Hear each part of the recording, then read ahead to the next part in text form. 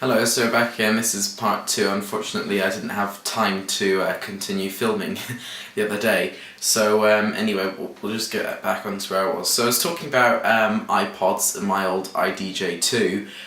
Yeah, so the problem that I had with that was when I actually put my iPod into it, it was a 30 gig, here we go. My old one, I actually found it the other day. It's a 30 gig iPod video. Well, today's comparison would be the iPod Classic. I did have 30 gigs of music on there, or under. I think it was 29 point something like that is the theoretical maximum capacity of it. Yeah, so I had that pretty much full with music. Now the problem that I had was when I put it into the iDJ, it took a good half an hour, 45 minutes to actually process the music so I could use it in Numark's crates, which by the way is a really nice piece of software that Numark have kept in the, some of their lines like the HD mix and all of that, so you can easily get all of your music. However, I think even though you've got all of these other different forms of media, the computer is definitely advancing in terms of more and more DJs I've seen using them. You can always tell whether a DJ is using a computer or not by usually the glowing apple up on the stage. Because the DJ's choice of laptop, I've seen it before, is a 13-inch MacBook Pro. I think it used to just be the MacBook, because I saw a lot of people with that. Now Apple discontinued it.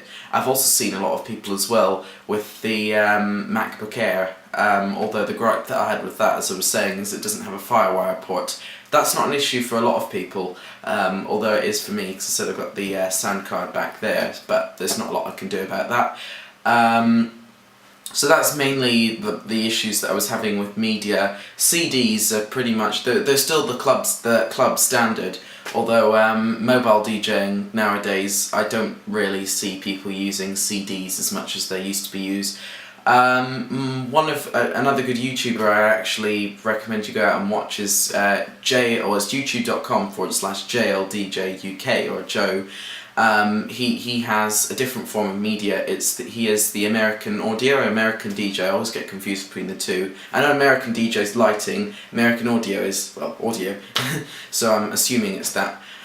He's got the SDJ1, which is a whole different form of media in a way. I haven't seen it as commonly used as I said, like computer DJing, obviously on Traktor or whatever you got. I would say it's a good way to go about DJing. Hang on, I need to refocus my camera here. It's a good way to go about the actual DJing itself. However, the gripe that I'd have with SDJ is always just remembering to actually have the music on the SD cards, having to sync it, etc. It would just be a pain for me. I really don't see how people will go about doing that. But anyway, that's just my opinion. Apparently it's been going well in the market, so I can't really comprehend on that. But oh well, that would just be my personal view on it. Now we've talked about music, we've talked about media sources, we've talked about costs, we've talked about not going for high-end equipment. The next piece of advice you could probably give is, if you're this is so much if you're organising your own event or that, but I'd say mainly be careful. Don't go in saying, if you've only got a sound system, say for example, to power, to power disco for 100 people or something, don't go accepting invites like, oh yes, we'll do your wedding, yes, we'll do this place that has 500 people. If you've only got sound to cover 100 or 150 people, don't go for 300 people. It's just stupid. You won't be able to be loud, it won't be loud enough, and even if you do push your speakers, you're really looking at distortion, you're looking at actually blowing the woofers in your speakers. If they're bi-amped, then you're fine. If you're amped, then you want to be careful with your amp and stuff, but I really would be careful who you actually accept gigs for. Have a look at the whole, what they're asking, get more details, find out what you actually need in advance, because what I find is sometimes it's a pain. You actually turn up and say for example they've only got 2 plug sockets, you brought extension leads and you've planned for having a lot more plug sockets, etc. And if possible, actually check out the venue before you go Obviously, if you've been there before, it's not an issue, but have a look at the venue before you go. Usually if you're in a hall anywhere in the UK where I am, you can just contact the hall and they'll happily let you in to have a look. But mainly check out the venue, make sure you don't have ridiculous amounts of, a ridiculous request, like as I said, asking to provide sound for 500 people when you've only got 200-300 watt speakers. Obviously in some environments that would be perfectly acceptable, although the vast majority of times it won't be in a hall. In terms of equipment, and to sort of finish it off in a way, these are just some of the tips. There are loads of other tips. If you're doing off-computer DJing, because I know most people starting off would be as well, I already made the point about using sync and that. If you do using computer DJing, for goodness sake, at some point buy a suitable controller. It's just so much easier to do it off a controller. I've got one here actually.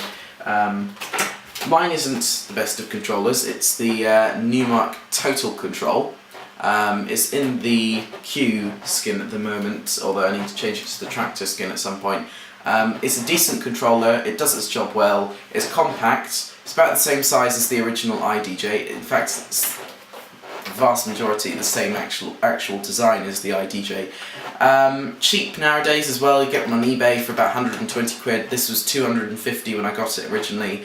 About a couple of years ago. Really good, it's lasted all the time. You've got on this, you've got all of your basic stuff, you've got your pitch, you've got your main crossfader, you've got your jog decks, or even scratch decks in this case. It's a lot easier when you're DJing on the computer to use this rather than your mouse and keyboard, simply because you've got all of your buttons here.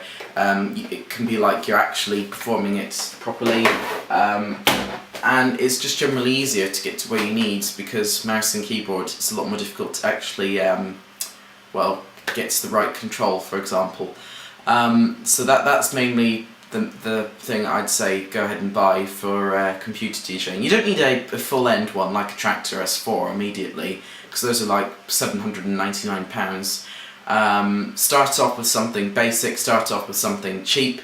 Actually, the guy I spoke about, JLDJ UK before, he made a really good tutorial on the Numark Mixtrack Pro, which is a really good starting controller. I couldn't recommend one anymore, and in fact that's what we will probably be using as well for our gig coming up.